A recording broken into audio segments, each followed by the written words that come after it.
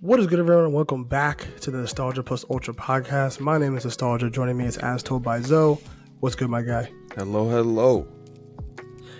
Hey, man, back again with another episode. Excited to be recording again. Third episode in a row. Yes? Yeah. 2? 3 weeks. Yeah, okay, so consistency is key.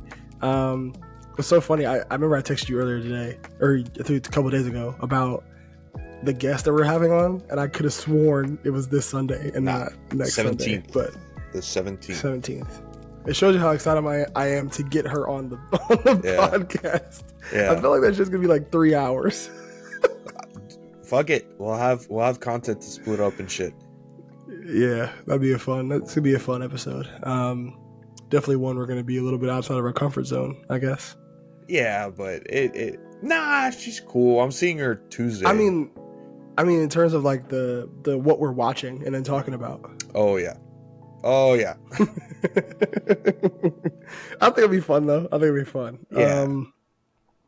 But yeah, this is I guess another episode where we don't really have too much like stuff to talk about in terms of a definitive subject. We're kind of just bouncing around a little bit.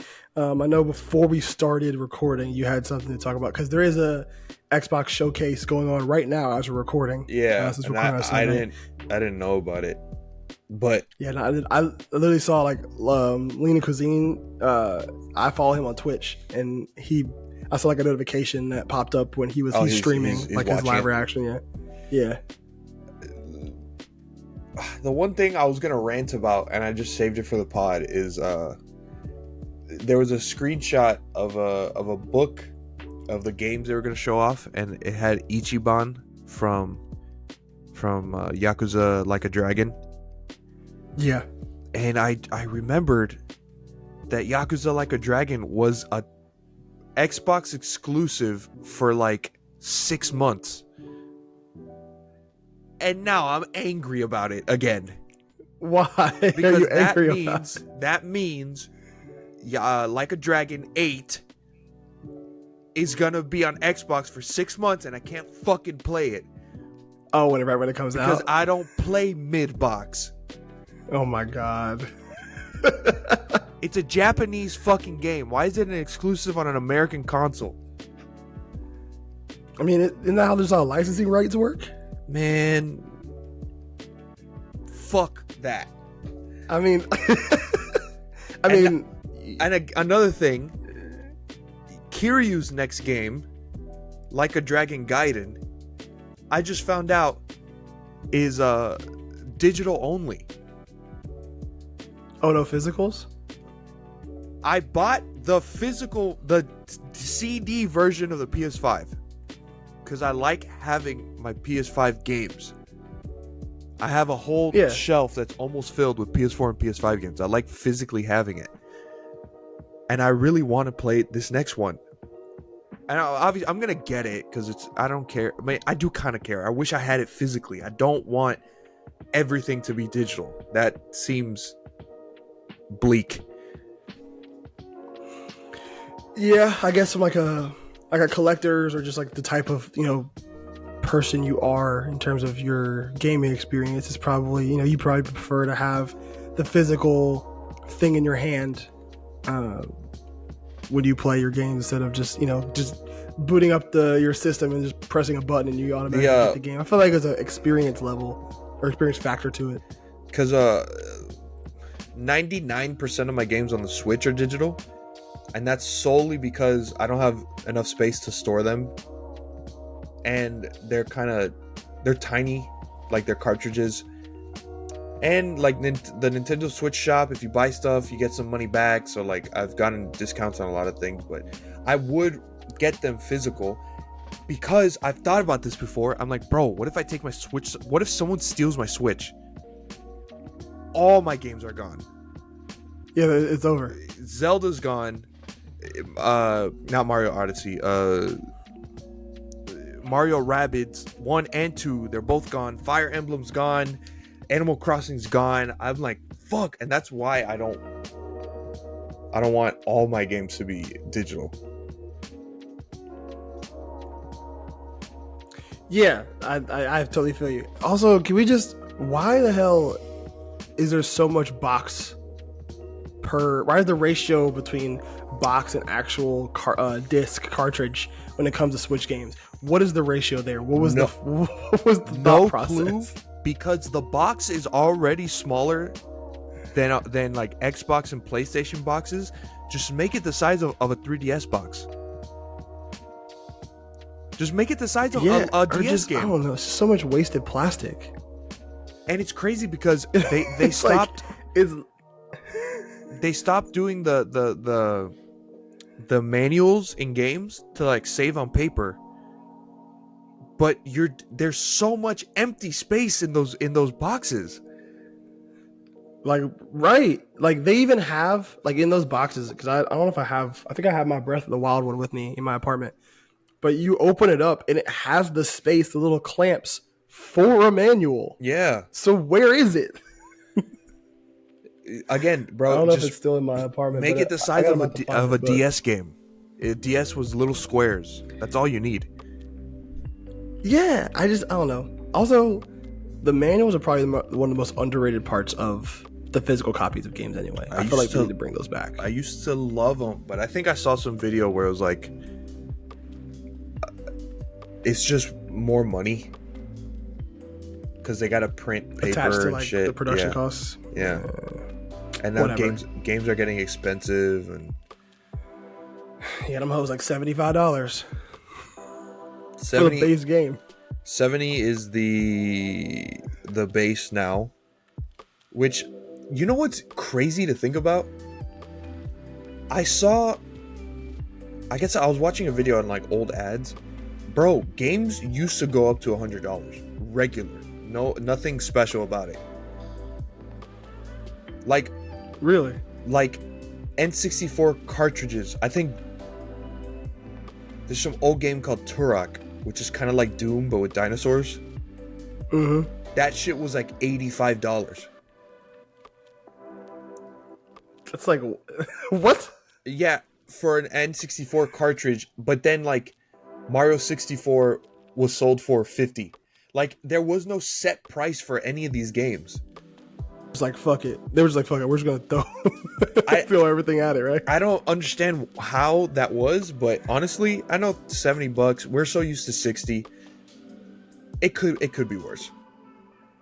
True. I mean, you look at $85 back then for the N64. You adjust for inflation, that's like $150. Yeah, man.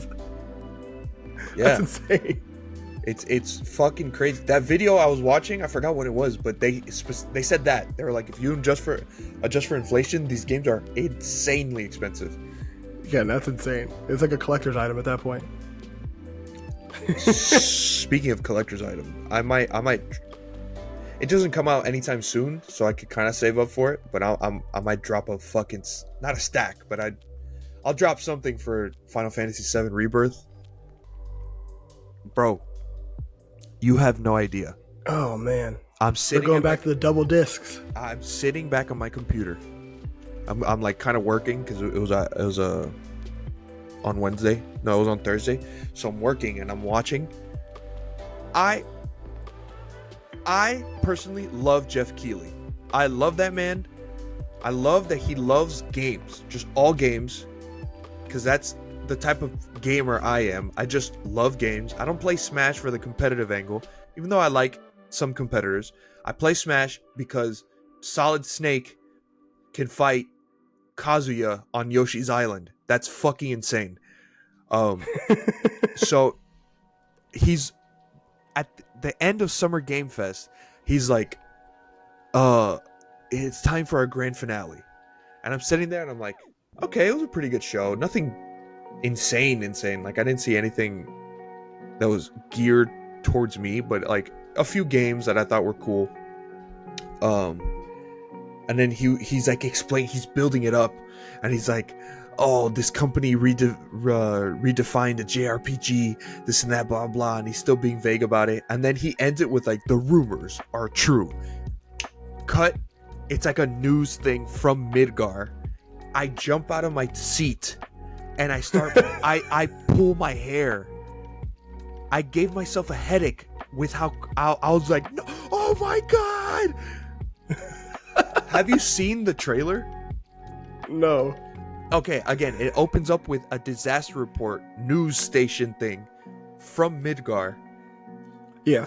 and it's talking about a tornado that swept through sections 0, 1, and 2, and then it has like helicopter footage but zoomed all the way in, and Barrett, Tifa, Red 13, and Aerith are being loaded into ambulances, and they're all unconscious or dead. Wow. And everyone I've seen reactions to this, people who like Final Fantasy are like, what the fuck is going on? That's crazy. So these, I was telling Sevi this, these remakes aren't really remakes. They're technically sequels. So it's because you're gonna have to forgive me because I don't know I kind of know the full story of Final Fantasy VII, but not like all the way, like enough to like genuinely have a real indication of what's happening. So but like they're not dead. I know it opens up with the train thing, right? Yes. Okay. So Final Fantasy VII, just to, TLDR, Final Fantasy VII happens, and then Final Fantasy VII Advent Children is a movie that happens after. Then there's some spin-offs here and there, like Dirge of Cerberus is a game about Vincent, but no one likes that game. So then they announce, honestly, for the PS3, to show like the graphical whatever, my dog is barking, but to show the graphical fidelity of the PS3, I remember they showed like a CGI trailer of Final Fantasy VII, and everyone was like, oh, good, this is cool, but they weren't planning on a remake. Then for the PS, at the end of the PS3's life cycle, they were like, oh, we're gonna make a remake now, like we announced this, and everyone's like, oh, cool. Then it got pushed back to the PS4. Then, and this is starting to make sense to me now, in the middle of development, they started from scratch. They reworked everything. In the middle of developing the game, they cut ties with the development team who was doing it and started from scratch. Now that I'm going with timeline shit, now it's starting to make sense. Now I think there is where the writer had the idea to, instead of remaking the original game, adding to it. Because it's like a whole new like original type story? Okay, spoilers, I guess, for all of Final Fantasy VII, whoever hasn't played it. In remake, a lot of things are like kind of different, and not different in the sense of like, oh, they made Ariel black, but it's the same story. It's different. Yeah. It's different in the sense of like, both Aerith and Sephiroth seem to know more than what's actually going on, which is interesting because Sephiroth, obviously, big bad guy. Aerith is an ancient. She, like, her race of people are ancients. Last living ancient on Gaia. So she is tapped into not only the planet but the life cycle. So what people are thinking is going on, because this isn't confirmed, people think Sephiroth went back in time to or went to a different timeline to win, and Aerith knew what was going on, so she also went to that to stop him, maybe stop herself from dying, maybe because in the OG game, this isn't even a spoiler, everyone knows this happens, she gets killed by Sephiroth. And because she gets killed by Sephiroth is this close to hitting Gaia with a meteor. Like, he gets really, I remember that. He almost fucking wins. So I think maybe, again, she's trying to stop it, or even stop it before it gets that far. But, and in 7 Remake, there are these new enemies. They're like ghosts. They look like Dementors, kind of. And yeah, you know what? Spoilers for Spider-Verse, for Across the Spider-Verse, because this is the best way to connect them. You know, Miguel's whole thing was like, it's a canon event. Yes. These ghosts make sure canon events happen. They're plotline ghosts, basically. Okay. And then at the end of Remake, you fight this big culmination of what is a plotline ghost and Sephiroth, and then you kind of break it. Yeah. And it's, people are saying like, oh, because they're making their own destiny, like they're breaking, like. So even though I played the original 7, I don't know what the fuck is going on. Okay, so that's pretty cool. I think it's a good way to compare them with the storyline ghost. I like that.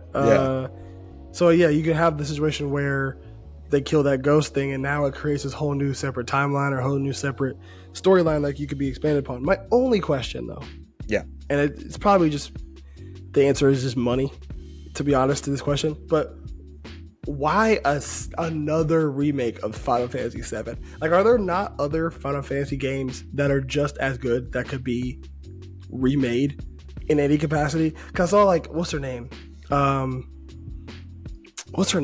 Twitter? Trill Valentina, or Trill Valentine, or whatever her name is.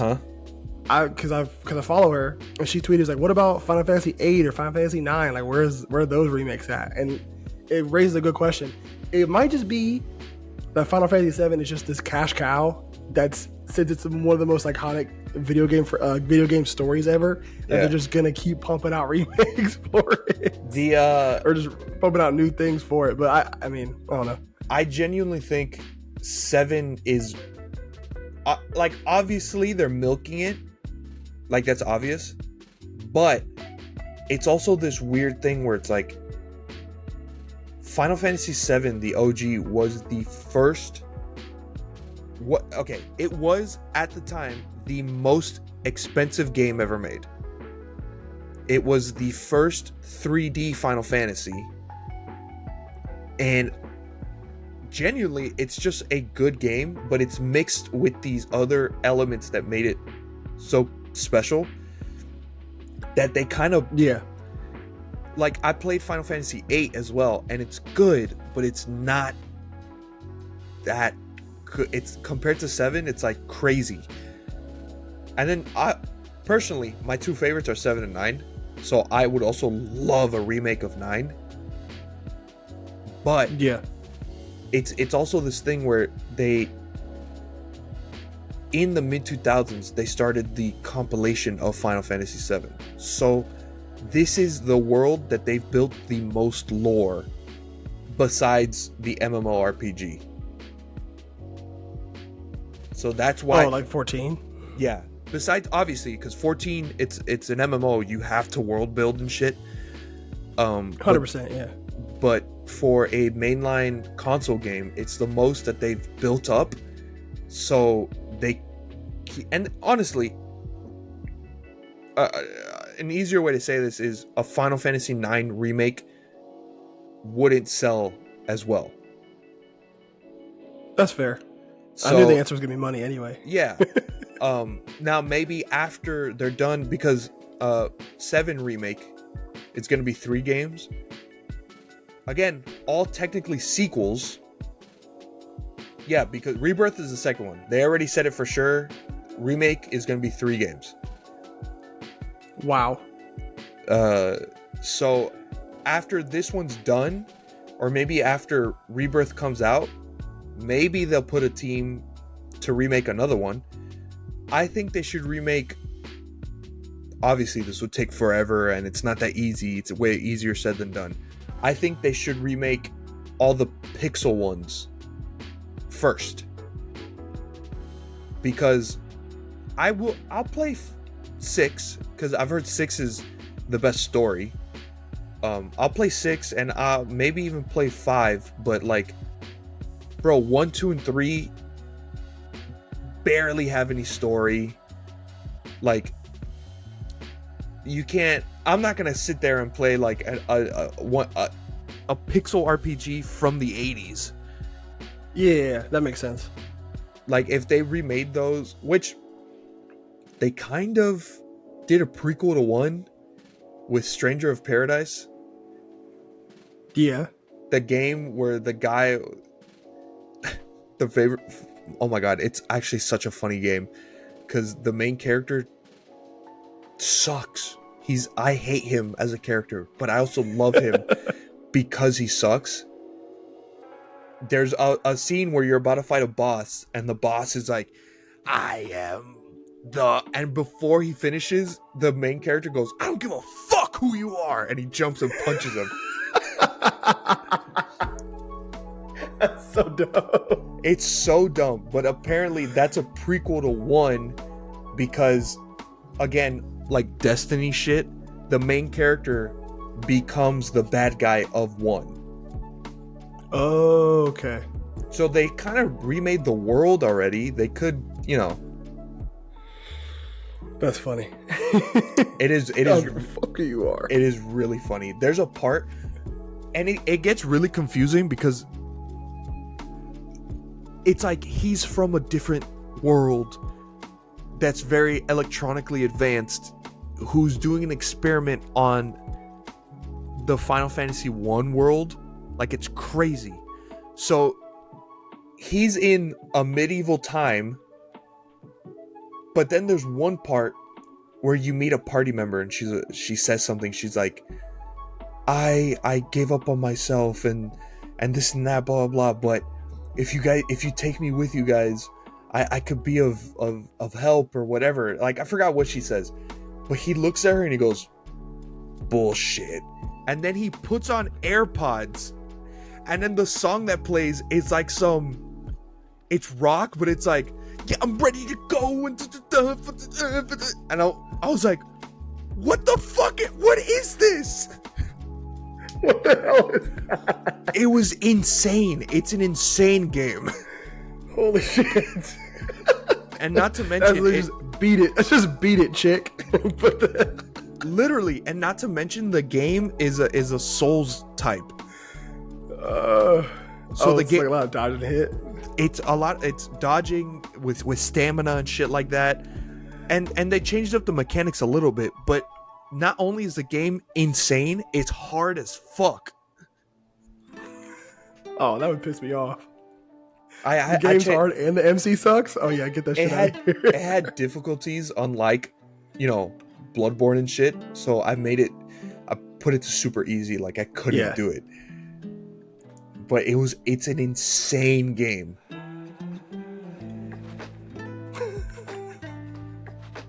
Just beat it, chick. I'm on my own wave. That's nuts. Which it's crazy. That's because actually nuts. The next cutscene, she's in your party. Okay. I don't know why he did that. Wait. So he does that. There's no like extra dialogue with like, oh, like maybe you could help her out or whatever. He's just like, no. He says bullshit, puts on his headphones, walks away, and then she like catches up to them and then like kind of explains herself, and then she's part of your party. But still, it's like the bullshit that part didn't need to happen. Not at all. Not even close. That's so dumb. A really cool part of that game actually is you can give everyone different jobs. Not everyone is set to like a mage or a monk or whatever. You can outfit your team however you want. So the main character, Jack, you can make him any single class. And for a minute, the Final Fantasy Twitter account they were posting about different jobs, and every single tweet had like, when they said like, oh, let's who's your favorite monk from a Final Fantasy game, and like they would put fuck, I forgot his name, the blonde guy from 8, Tifa, someone from Final Fantasy 14, that are all monks, and then they put Jack, because Jack could be a monk. And then the next tweet would be like, who's your favorite black mage? And then they put Vivi from 9, 2 more black mages, and then Jack, because he could be a black mage. And they kept, with every single job, Jack would be the last picture. Very clever. He's an insane person. Oh my god, bro, that's funny. But yeah, that's the craziness of Final Fantasy. It's like, I don't know. There's a couple of videos out there that I've watched that's like explained some of the lore of Final Fantasy, because obviously like they're all, some of them, or for the majority, the most part, they're all separate stories. I know we've talked about this in the pod before. Yeah, they're mostly separate stories, except for like a few of them. And then there's like it's very convoluted how some characters will also stick around in the same game or same airs or whatever. It's just super weird. Oh, I have a question for you. Yes. Because you're the manga guy. Have you read Sandland? No, it's on my list to read though. Okay, because at Summer Game Fest they announced a Sandland game. They announced a Sandland game, and I saw that. It looks really cool. It's a Bandai Namco game. Yeah, it looks good. I'm gonna be hesitant to put my full effort into whether or not it's gonna be good or not, because of the track record that Bandai Namco has when it comes to video games with anime or manga IPs. So oh yeah, their turn-based One Piece game apparently was alright. Oh man. What other games have they done? I gotta look it up. Hold on. I gotta be Jamie for a second. I love the trailer, and I don't know if we've talked about this on the podcast. I think Akira Toriyama's designs work so well in 3D. Okay, so let's oh, they do. They look really cool. I really like. They were awesome. Let's run down some of them. So obviously they have the Ultimate Ninja Storm games, which are pretty much the like pinnacle of their games. They have Dragon Ball Z Fighters. One Piece Odyssey was bad. Oh, but wait, Dragon Ball Fighters is published by Namco, developed by Arc Systems Work. That's why it's good. Yes. So you have, but One Piece Odyssey's bad. Apparently, Bandai Namco did Tekken too, but is Tekken from somebody else too, develop wise? No, it's not an anime IP. No. It's a Xenoverse. Okay, I got you. Xenoverse 2, the Xenoverse series for Dragon Ball, pretty solid. Those aren't bad. Okay. Tales of Arise. And your favorite game ever. Me off.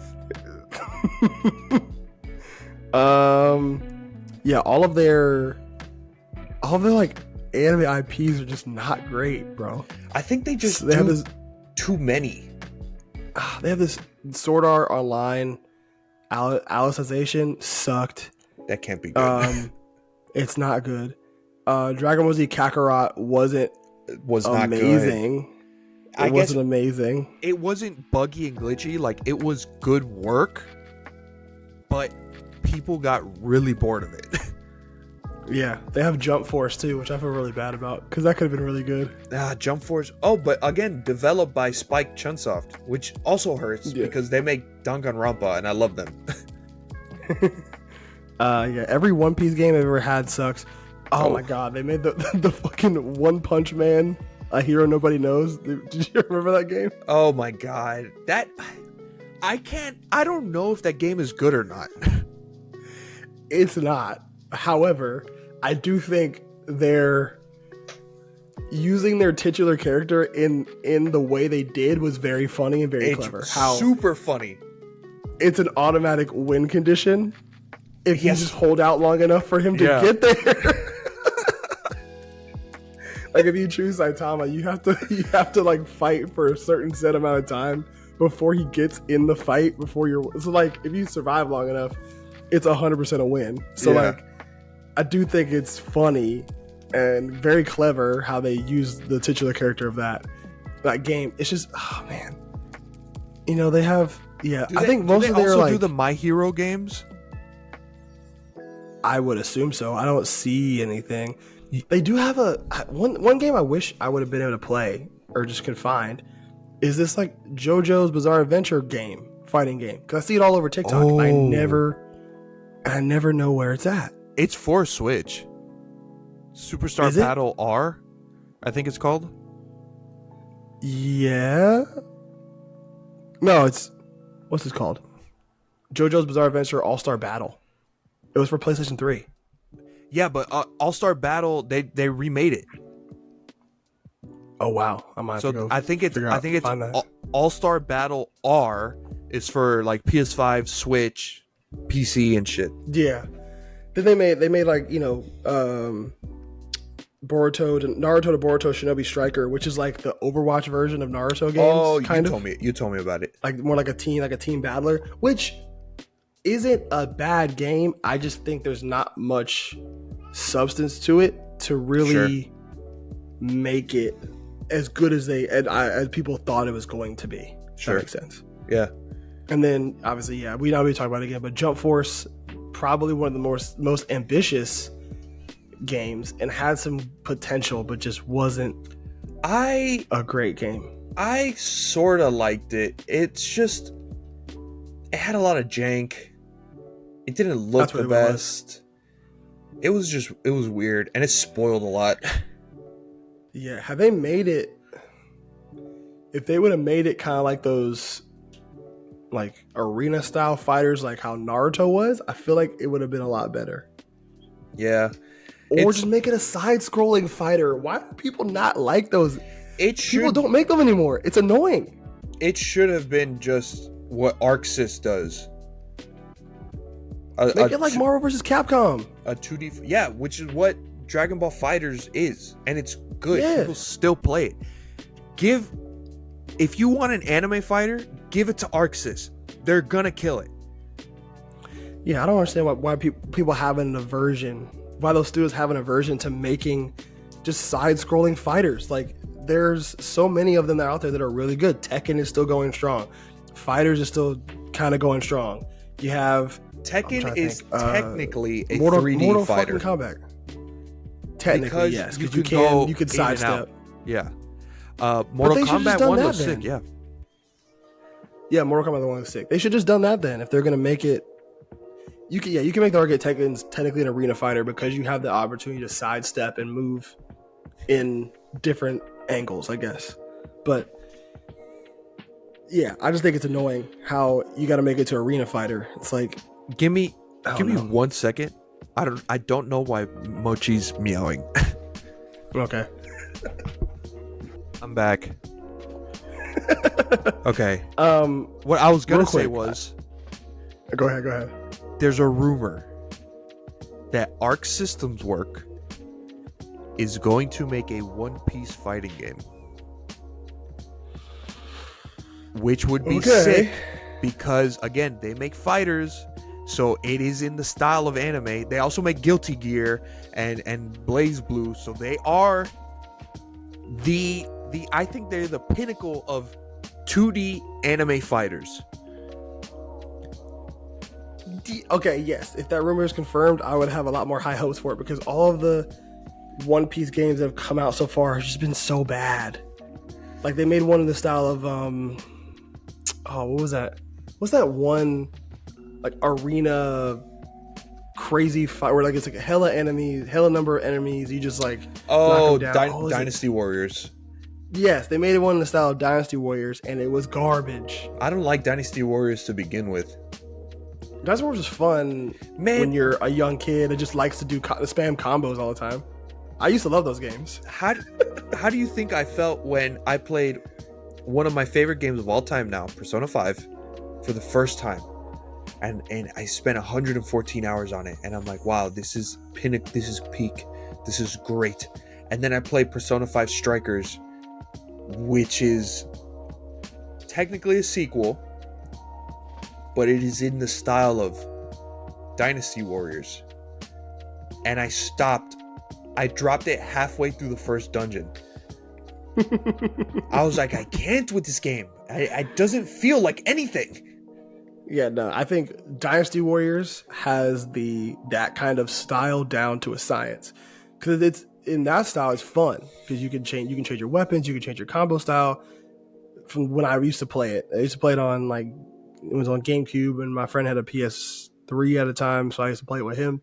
And I had it I think I had a version of it on the DS at one point. Oh shit! And the games were fun, but they had I guess their style of combat works, but any other group that tries to do it, just I don't get how they. Not even because the Dynasty Warriors team, they do all the spin-offs as well.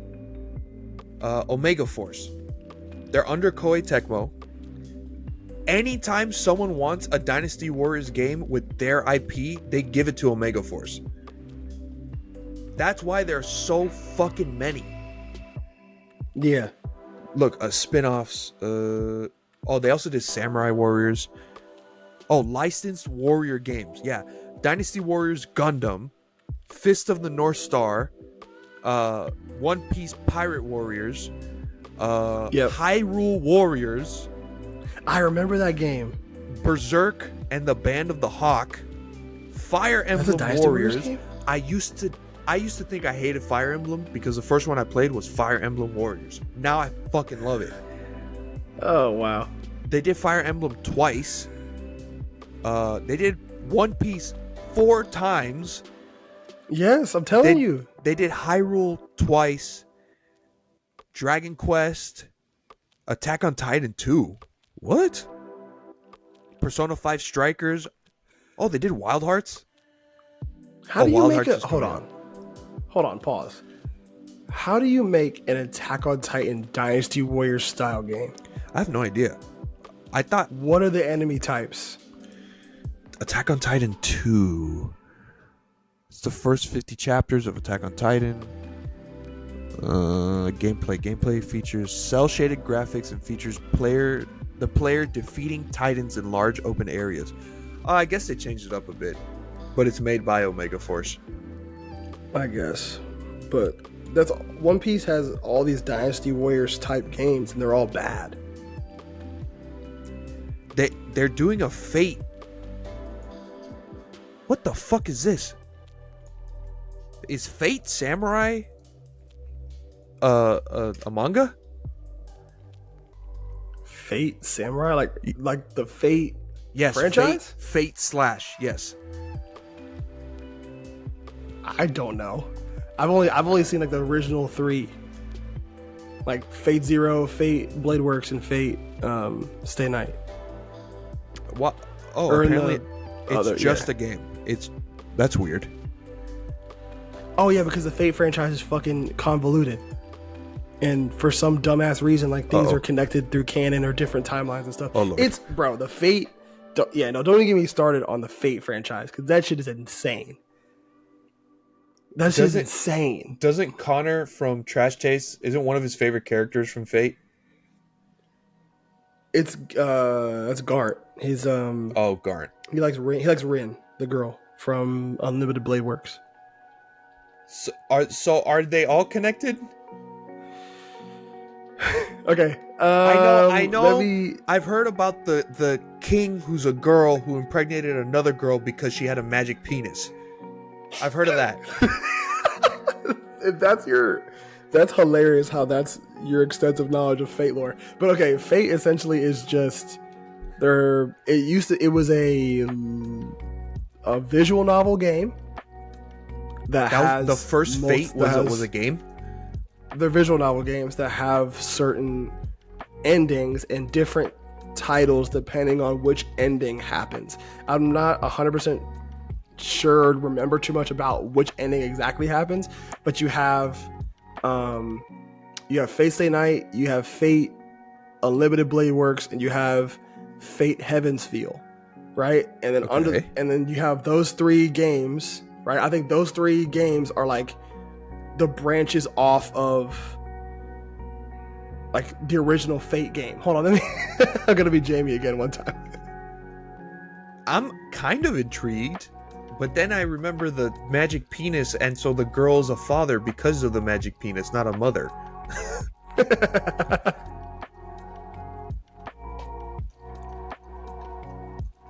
Jesus, I gotta be Jamie 2 times in a row this episode. It's insane.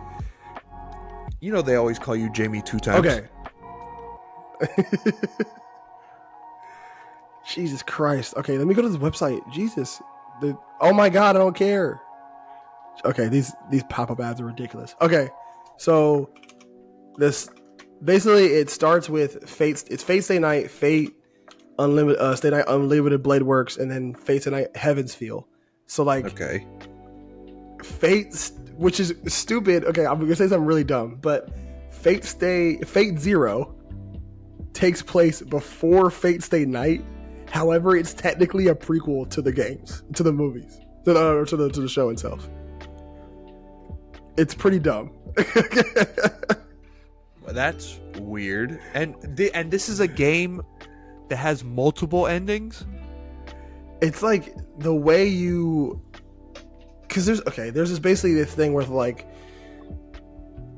this thing called the Holy Grail War, where this thing you get the Holy Grail, which grants you wishes, and essentially they're trying. If you get it, you become like the leader of like the world. Essentially, I'm paraphrasing to the utmost degree here, but basically the ending of those 3 depends on who wins the Holy Grail War, or like that, or one of those takes place depending on who wins it in the original game. So like, there's a certain person that wins it in Fate Stay Night. Then there's a certain person who wins it in Unlimited Blade Works, which follows Rin. And then Heaven's Feel is like a movie, but it's not a whole, like Fate Zero, Fate Stay Night, and Unlimited Blade Works are all series, but for some reason Heaven's Feel is like a movie series. They didn't really turn into an actual like anime series, which is weird, but okay. It's just kind of sounds cool, but also annoying. No, it's very dumb. Like it's so bad. It's so that sounds like something 3 guys would make up one day because they were high. No, it's boy. It sounds like they want to be Yoko Taro. Yeah, it's pretty. But Yoko Taro knows how dumb he is, so he plays it off better. There's like a whole thing that kind of. There's a website that talks about it. I know Giguk has a video. Garnt has a video where he basically tries to explain the entire Fate timeline, and it's very, very stupid. It's very dumb. Because it's just like, I don't know, they give you a lot of exposition, a lot of lore, and a lot of it doesn't matter, but for some reason it kind of does, because you can't get the full scope of what's happening unless you know certain just very minute tidbits of lore. Like, it's very dumb. Sure. It's very dumb. It's very dumb. Hold on, let me see if I can make sure I was correct with my... Am I correct with this? With my... Yeah, I have no clue. I gotta make sure I was correct. I need to fact check myself.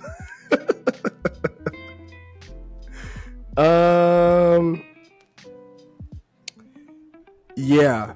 So, okay, so I was correct. So, basically, Fate Zero technically is how it starts, but you gotta watch Fate Stay Night first to understand what's happening in Fate Zero, if that makes sense. That sounds annoying. So right. So Stay / Night was the original like, hold on, visual novel series. Fate / Stay / Night. That's how it is. No. It's just Fate. It's just Fate and then Stay/Night. Oh, It's not Fate slash. No, I thought all the Fate stuff was Fate / something. no. The only one that has the Fate slash is Fate Zero. And I guess Fate Samurai. I guess, but like, yeah. So Fate Extella? Zero is the. Now there's more that you haven't even listed. Oh yeah, no. There's way more, but It's a 9 out of 10 on Steam. I don't believe that. I don't believe that. What, the Samurai one or Extella? No, Extella. What type of game is it? It's made by Xseed. They make some good stuff, actually. Oh no, it's developed by Marvelous. They also make good things. Oh, it's a hack and slash. That's not bad. But yeah, okay. So I did fact check myself, and I am correct. So Fate Zero is the very beginning, but you have to watch Fate Stay Night in order to understand what's happening in the original, in the prequel, right? Stay Night. Okay, we'll just keep it like that. Stay Night is basically the first visual novel game, and it has 3 different endings. So you have Fate Stay Night, which plays out the complete linear timeline on what happens, right? But then you have, which is the one timeline, then you have Fate Stay Night Unlimited Blade Works, which is a second timeline. What happened is the second timeline. And then you have Fate Stay Night Heaven's Feel, which is a third timeline. And from those 3, from Stay Night, Unlimited Blade Works, and Heaven's Feel, from those 3, there are various branching other stories that happen within those. Some of them are convoluted and kind of merge a couple of timelines together, which kind of messes up the timeline. Sure. Then you have other stories that exist within their own separate bubbles of continuity that don't really, for some reason, don't line up with the other 3 main timelines. You get some that have their own timelines but have characters from different ones that kind of convolute their other. It's like a whole lot of don't worry about it, if that makes sense. When it comes to the stories. So which one has magic penis? I believe it's, if my memory is correct, it might be Heaven's Feel. If my memory is correct, it's Heaven's Feel. Huh. Okay. Because I've seen. Well, is it? I don't know. That might have to be what we do. We might have to watch the original 3 timelines and just. Oh Lord, have mercy. Have a story about it. We're like, just watch. Literally, all we have to do is watch Fate Zero, Fate Stay Night, Unlimited Blade Works, and Heaven's Feel. That's all. Just watch those 4 titles, and then we have an episode on it. What are they, like 24 episodes? I believe so. I know. Yeah, Fate Zero is 24. Unlimited Blade Works is like 24. Stay Night is roughly that same thing, and Heaven's Feel is just a movie. Cool. Okay. So we might just do that. I could be down. It's not too daunting of a task. We're not going to watch any of the. There's like some of the other ones like Fate Apocrypha and some other stuff like that. We don't have to get into those if you don't want to. I haven't seen those either. There are a lot of Fate. Then let me see. Yeah, then there's Fate Grand Order, the gacha game, Fate Go. Fate series Type Moon. What the fuck is Type Moon? Hello? Yeah, I don't know where those fit in the timeline. Why is I looked up Fate series and it took me to the Type Moon wiki. I think that's this maybe the studio, maybe? Oh, okay. Yeah, that's media collective that follows various events called Holy Grail Wars that involve masters, accomplished magi, summoning servants, don't like that, heroic spirits, and battling each other until the last remaining pair can claim the purported, that's not a word, Holy Grail. Yo, side note, this wiki is intense. Like, what the fuck? If anyone was to... I had to scroll like 5 times to get through the list. I haven't even heard of half of these. Hold on.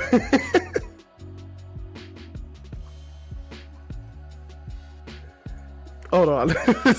Okay, yeah. You're on So the fandom wiki, right? I was, yeah.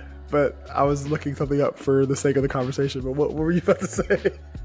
Dude, 1, 2, 3, 4, 4 scrolls. That's the entire list of every single piece of Fate media. Yeah. And they see, okay, some have slashes, some have colons. See, I knew what I was talking about. Yeah. So, okay, yeah, some are mangas, some are visual novels, some are games. A CD Yeah, and drama? That's the Yeah. most 2008 Fate Zero.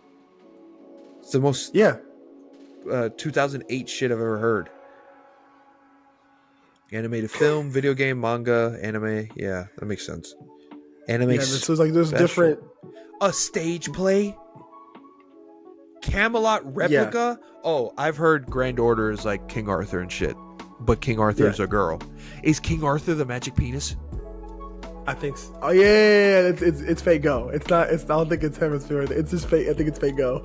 I think it's Fate Grand Order. What the fuck? I remember that. That's funny. So King Arthur's a girl and had a magic penis one night. It's actually insane. I'm caught up on that part. Yeah, Grand Order. Okay, it says Grand Order happens on an alternate universe where there was a single Holy Grail rather than 5 of them. It's so weird. Okay.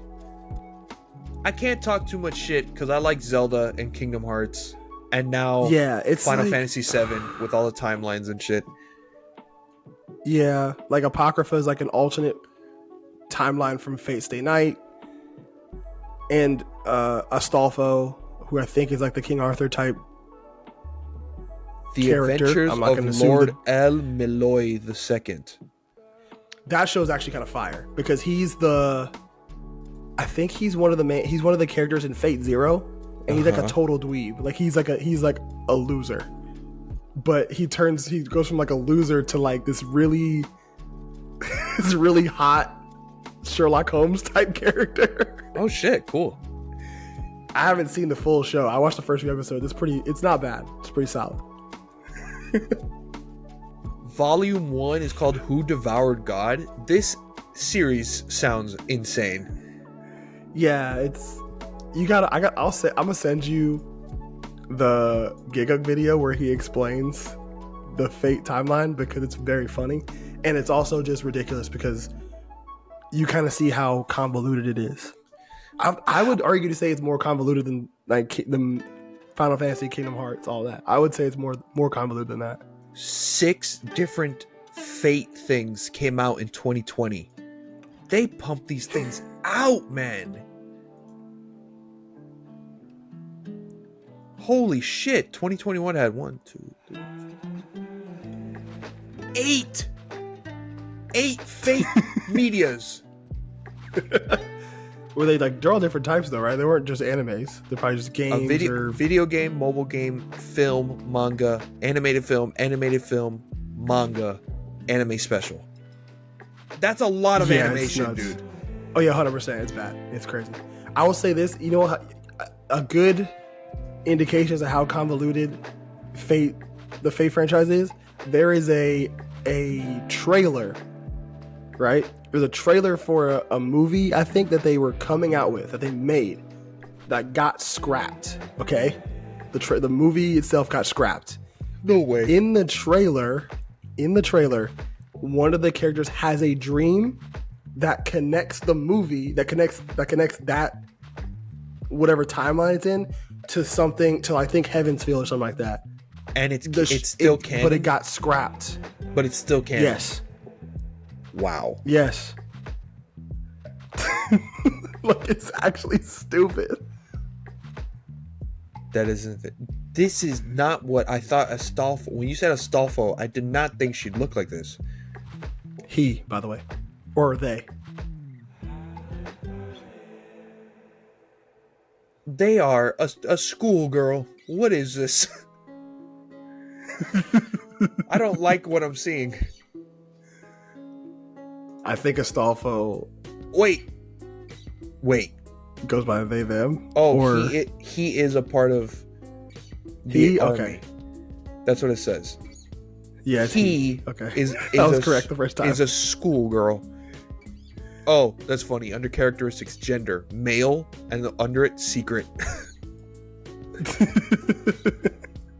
British. Oh, they're supposed to be British in the show. I guess that makes sense. It's just because a lot of the Holy Grail wars happen in Europe. Yeah.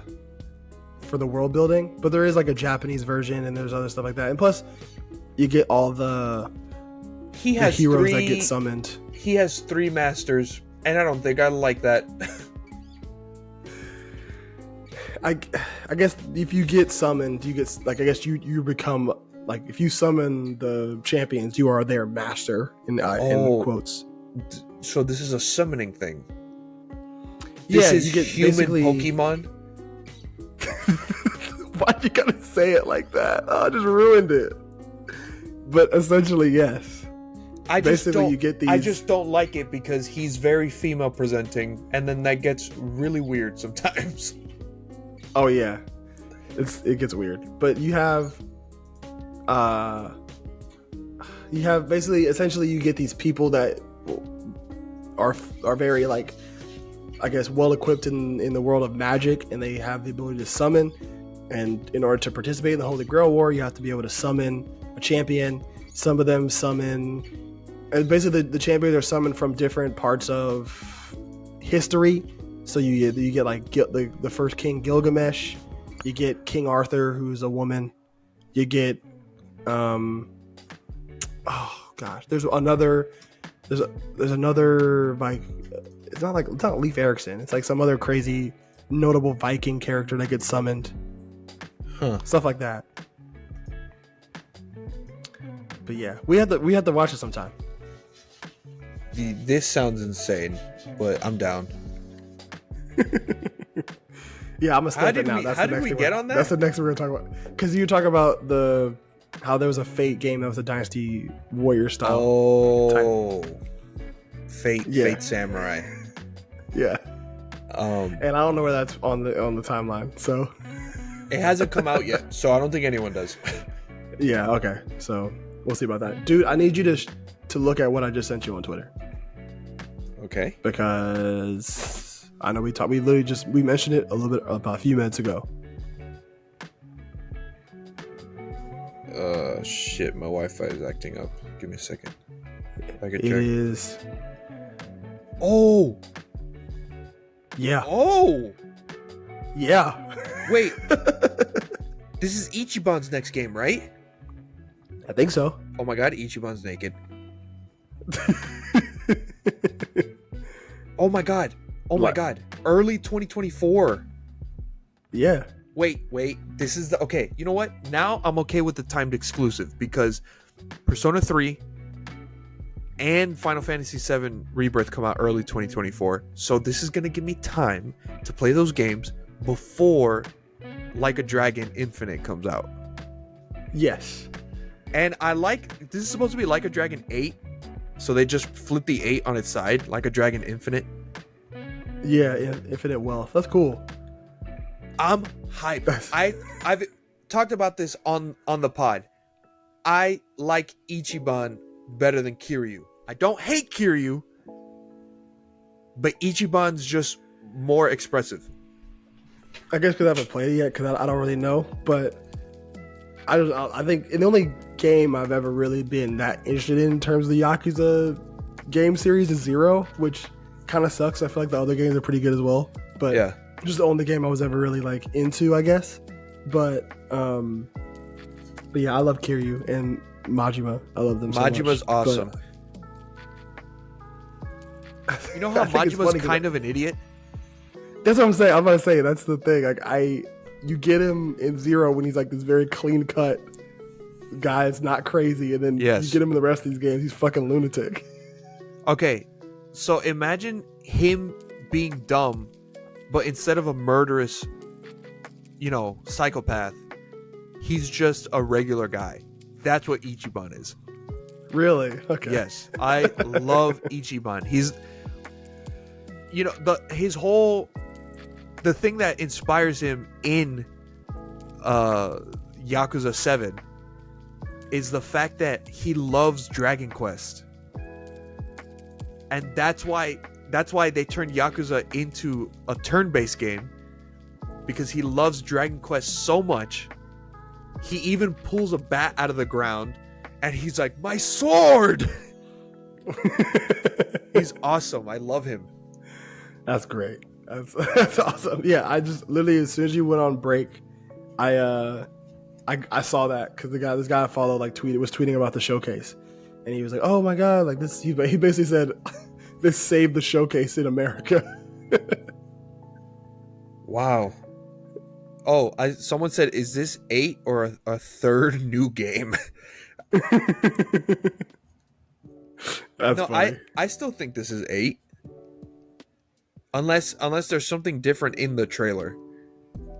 Infinite Wealth. Oh my god. I don't know what happened in the past year and a half. Well, I guess I just played Yakuza 7. I am such a Yakuza fan right now. I don't know if I've spoken about it with you. Sega's kind of turning into my favorite studio. They're they've always been like a very steady studio in general. People who don't really follow games are like, "Oh, what do they do? Sonic?" They do Sonic, which Frontiers was good. The new one looks sick. The new 2D one looks cool. Yeah. They do that. They do Bayonetta. Everyone loves Bayonetta. They own Atlas, so they do Shin Megami Tensei and Persona. Jet Set Radio. They own Ryu ga Gotoku, so they do all the Yakuza games. Yeah. They're just a very steady franchise. Golden Axe, House of the Dead, Panzer Dragoon, which is coming out with a remake, Phantasy Star. What else? They do all the Bleach games. I don't know if the Bleach games are any good. But yeah, bro, they make a lot. Bleach? They have Bleach games? The last one came out in 2009. Yeah. Okay. I know we talked about fighters. A Bleach fighter in the style of Dragon Ball Fighter Z would be amazing. Bleach video games. Let me see if there are any. Bleach Brave Souls came out in 2016. What the fuck is that? Yeah, it's probably just... I never trust anime video game IPs unless it's Ultimate Ninja Storm, honestly. That's the most consistent one. This is the most mid-2000s American localization name I've ever heard. Bleach Blade Battlers. Oh my god. That sounds like... I can hear the commercial on Nickelodeon. Are you ready for Bleach Blade Battlers? Like that guy. Yeah, that's crazy. Soul Carnival. Man, can you give me like the whole thing? Oh, 2019 was the last one. Oh no, Jump Force. Yeah. That was the last time Ichigo's in a game. Yeah, I was just wondering about that. But they have I know we talked about Sonic real quick. Just before we talk about anything else. How do you feel about them not having Green Hill Zone in the game anymore? In the new game? Here's the thing. I would say I'm a casual Sonic fan. I grew up playing it, and then I didn't play a Sonic game till Mania. And then after Mania, the next one I played was Frontiers. Like, I don't keep up with every single game because I know how much they vary in quality.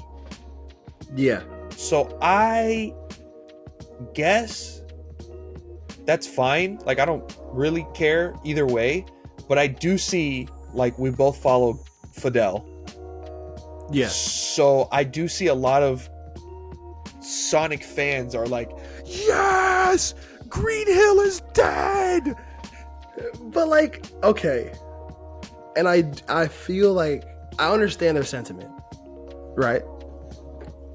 And I think one thing that's kind of opened my eyes to a little bit, because I'm kind of the same as you. Like I haven't played too much Sonic. Mania is one of my favorite games ever. I love Sonic Mania. Yeah, it's awesome. Love Sonic Mania.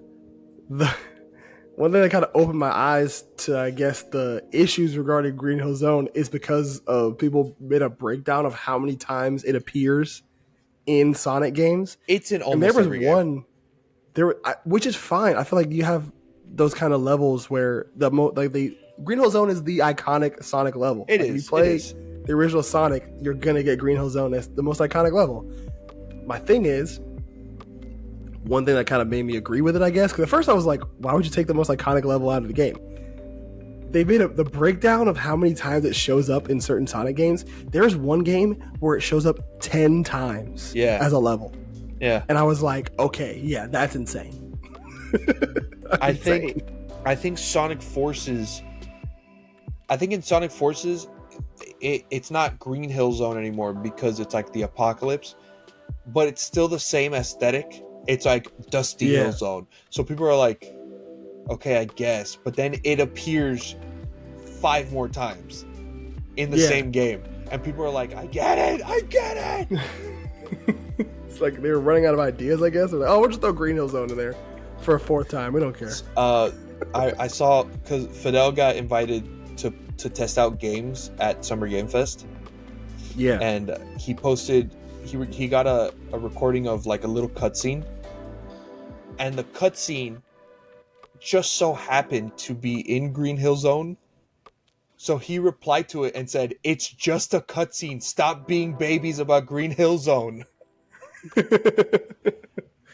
Like I said, there's no way you have a Sonic game and it doesn't show up in the game. Yeah, at least a little bit, you know? And yeah, it could be a cutscene, that's fine. I'm just saying, like, when you think of Sonic and people show clips of Sonic, what's the most common area that's gonna show up gameplay of Sonic? It's gonna be Green Hill Zone every time. Second most famous is a casino level. Yes, I do think the casino level's fire, and then always I would say the TV station level in Mania. It should be one of my favorites. Insane song, insane level. Lights, Camera, Action is a top. Awesome. I'm not gonna make a crazy claim. Lights, Camera, Action is a top 10 Sonic level song. I'm not gonna go top 3. I've spoken to you about this. Like I said, Sega is like turning into my favorite studio, kind of.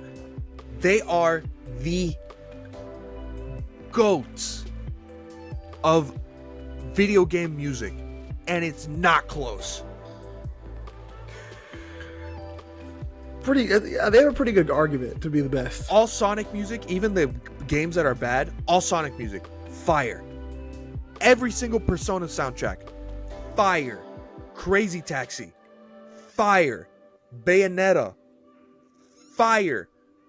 And you know what tops everything? What, if no one believes me, what makes them the GOAT? They make all the Hatsune Miku games. I did not know that. They are the GOAT. Wait, Hatsune Miku has games? Since when? They like Project Diva. I think they're like rhythm games. Oh, okay, that makes sense. Oh, that makes sense. They make DDR? No. They make DDR? No, okay, no. I'm about to say, if they had DDR, I'm going to say it's over. They do the initial D arcade games. Yes. Fire music. Yakuza has crazy dubstep, but like fire music. Yes. Dude. That no one comes close. Like, obviously, Kingdom Hearts has great music, but it's all like orchestra. Like, you can tell, and this isn't a knock because I love her so much, you can tell when Yoko Shimomura does a soundtrack. She has a sound, and she's a great composer. But Sega does so many different types of music. 100%. Yeah. And now Bro, they got own Michael Angry Jackson Birds. on the shit. They own Angry Birds Hey, now. wait. Really? Did not know that. So now they Didn't have they, like- under their belt. They have that? Oh my god. Didn't Sonic have like a Michael Jackson influence on their soundtrack, or was it something else? Or did he do the soundtrack? Sonic 3. The rumor is he was brought on to help with the soundtrack for Sonic 3 and then left in the middle, so he wasn't credited, but they still kept a few songs, because if you compare some of the songs from Sonic 3 to Michael Jackson songs, they're very They similar. sound similar. I think that. there is a song that he ended up making a whole song out of, but they left like the chiptune version in the game. Oh yeah, that's what I'm thinking of. Yep, that's what it is. So yes, it's Goated. Hatsune Miku and Michael Jackson. Two legends in the music game. That's really funny. But yeah, I guess when the game showcase kind of wraps up, we can probably give some more thoughts on it on a following episode, I guess. Yeah, because there's not really much else we really had to really talk about. Yeah, Mortal Kombat looks cool. Yeah, they're saying that this new Yakuza game, he's in America now. He's in America for this next game. Ichiban's in America? He gets washed up on shore in America? What the fuck? I think that's what they're saying. I think. Yeah, I think they said, yeah, he's in America for this game. That's going to be crazy. That's going to be awesome, because in not every, because I haven't played every Yakuza game, but in the Yakuza games I have played, there's always a side quest where either a Japanese local is trying to learn English, or you run into an Englishman and you have to like, they're like, I play the game in English, but it's funny because it's a white blonde guy usually, and he's going, hello, I need to find the bathroom, and then you as a Japanese character, you like have inner thoughts, and it says, why is this guy yelling at me? So now we're gonna have a whole game of that. That's gonna be crazy. I think it's gonna be really funny, especially the way I guess those games work with just the absurdness of turn-based style and all things you could do. I think it's gonna be really funny, especially when you put it in the setting of America. I think it's gonna be really funny. And if it's Ichiban, it's still gonna be listen, I know I've changed this on you many times, but this one actually, now it's gonna be my number one recommendation. If there is a turn-based game you have to play, it's Yakuza 7. Okay. Because it's still Yakuza. Yes. So now you have an in. I know you like, we watch Berlizzi play, we kind of know the lore. Which is crazy to That's say fair. that a game about like the Japanese mafia has lore. But yes, I think so yeah, that and Persona 5 are the two turn-based games I will 100% be diving into. Both Sega. Both Sega games. Just let me get a PS5 first, and then I got you. I think they're PS4 games. Are they? I feel like that's good. I feel like my PS4 is going to explode if I try to play those games. Persona 5 definitely is. It's not too graphically intense. Yakuza 7 is a little bit more realistic. So, yeah. Yeah, no, my if I try to play Yakuza 7 on my PlayStation 4, I think it's going to explode. But Persona 5, I might be able to slide with. Brother, I have the CDs. Oh, yeah, I forgot you do. I can get them. You don't need to buy them. Oh, yeah. No, next time literally this Saturday when I swing by, I'll grab Persona 5 first, because I know it'll be little bit easier for my Yeah. for my PlayStation. For sure. I got Persona 5 first. Do you have any music recommendations at all? I think we have the same music rec this week. I will. If you were gonna do it, I was gonna do it. So you can go ahead. Kenny Mason, Yes. the 6 EP Yes. is so fucking good, man. Dog. I don't understand how every single song is so fucking good. He's a talent, man. I tell you. Well, I believed in him before. Like, I knew he was talented, but wow. The song with Project Pat is crazy. You know, it's fire. I cannot believe it's such like a low key kind of beat, but it like, and then you get Project Pat on it, and he's got his like. You could, even without reading the name, you could tell it's him. He's got his flow, and like, it's so fucking 100%. good, man. Dracula's a hit. Rich is a hit. Yeah. 100 of Nuns. Oh my god, man. I do think when it comes to, I guess, Kenny Mason now, I think he's found the sound he was really trying to go for. Sure. And I think he's maturing as an artist, because you listen to Angelic Hoodrat, his first, like, or not really his debut album, but kind of his debut album, right?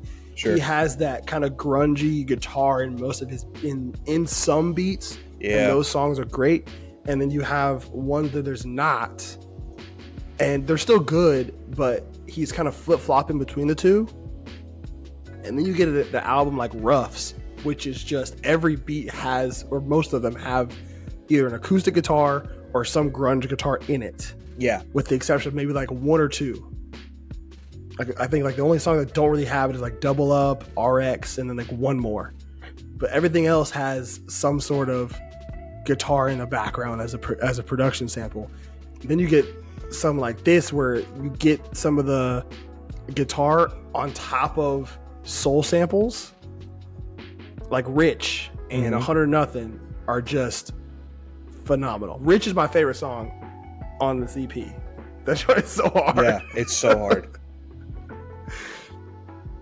But yeah, it's just, yeah, he's just an amazing artist. I think he's finally found what his sound is like, and I think that's the key there. I guess for me, obviously I gotta recommend the Hillbillies by Kendrick Lamar and Baby Keem. It grew on me, man. It's a banger, bro. Dog, I saw something the other day where it was like Kendrick doesn't respect his fans, with the clip of his verse on the Hillbillies, and I was like, y'all just don't know how to have fun. I saw y'all hate fun. I saw a TikTok of a guy saying like, Baby Keem, you're the greatest because you got Kendrick Lamar to do what I've been asking him to do for so many years. Mr. Kendrick, I get it. You had to make Mr. Morale the Big Steppers, and it was great. I get it. But sometimes I want to hear you talk about chains and girls. Not everything has to be. The world is burning. We need to have fun. Yeah, no, facts. I think people just hate having fun sometimes. I don't understand. Bro, he's good. He's good either way. Yeah, I think the song is not super technical in terms of rhyming. It's not crazy in terms of subject matter. It's literally just two guys having fun on a track. That's literally all it is. He has, if for the quote unquote real fans who only listen to Kendrick for the technical stuff, he has to do this. He has to let it out here so then he can make your type of album. Facts. So let him have fun. Facts. Also, just I gotta shout out the Bon Iver sample. Ooh. Because Please Don't Live in Fear is a great. It's a good song. Please Don't Live in Fear is a great song. And it's funny is when the song first came on, I heard that like his voice, I was like, oh, that's Bon Iver, but I could not remember the song at all. And I think I sent you the I guess the post on Instagram, Yeah. where somebody found the sample of the song. But because I recognized it was Bon Iver's voice, but didn't realize what exactly was going on. But I guess the last one is, I guess I gotta throw it back to my Griselda kick that I was on a while back. Nicholas Craven and Boldy James with their, I don't know if it's an album or not, but it's called Fair Exchange No Robbery, and my favorite song on there is called Designer Drugs. That song is fire. I like Boldy James. I like Boldy James a lot. Nicholas Craven kind of has that, like, especially on this album, has that Alchemist feel to him in terms of his samples. Sure. And his approach to the beats that he makes. Especially when it comes to, his name's Nicholas Craven? Yes. I gotta look it up. Yeah. Nicholas Craven. It's called, Fair Exchange No Robbery is the album name. Ooh, I like the cover. Oh, I'm gonna listen to this. Yeah, cover art's fire. And then, you get Designer Drugs, which just sounds so much like an Alchemist and Boldy James collab.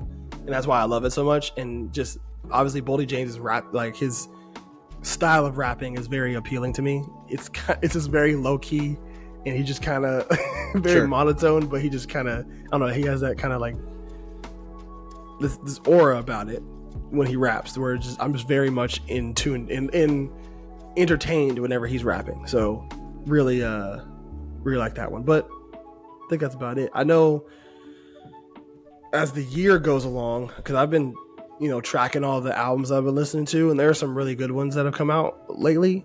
I know are not the next episode, but the one afterwards is going to be our jukebox episode. Yep. Another one. So I guess be on the lookout for that. We're going to start tallying some albums that we've heard over the course of our hiatus, as well as ones within the month of June. Yeah. I hope. So be on the lookout for that. So before you sign off. Yeah, go ahead. I clicked on the Hatsune Miku wiki link, Project Diva, the Sega games. The first game came out in 2009. Okay. Do you want to know how many games there are since then? I'm gonna guess high. I'm gonna highball it and say it's in the 20s. There's 21 games since 2009. 3 of them came out in 2016. The only years they missed were 2018 and 2019 because they came back. 2020, 2 games. 2022 was the last game they released. Oh my god. What was the name of that game? Hatsune Miku Project Diva Mega Mix Plus Mega 39S Plus. My fucking... it's like a DDR game. That's what it sounds like. I was looking at the gameplay. It's kind of like that clicker game with the rhythm game that people play on their keyboards. Yeah, that one. Yeah, that's funny. 21 games. That's fucking nuts. Okay. So I think that's everything for today. We'll see you guys in the next episode with hopefully our guest. I've been Nostalgia, as told by Zoe. We'll see you guys next time. Peace.